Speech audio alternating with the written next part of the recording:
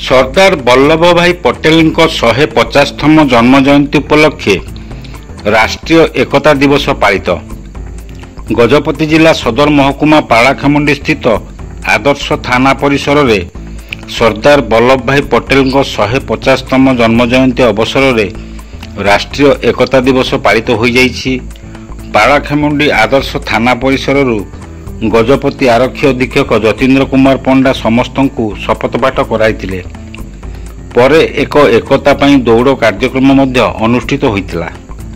राष्ट्रर अग्रगति उन्नति और सुरक्षा पई भाषा जाति धर्म निर्विशेष समस्ते एकजुट होई आमको एकाठी काम करिबाकू पड़िबो। समस्ते मिलिमिशि एक होई देशर उन्नति पई काम करिबा उचित। एही कार्यक्रम रे पुलिस कमांड एनसीसी छात्रों समेत आदर्श थाना अधिकारी प्रशांत भूपति एसडीपीओ माधवानंद नायक डीएसपी अमिताभ पंडा समेत बहु पुलिस कर्मचारी एही कार्यक्रम रे जोग देथिले।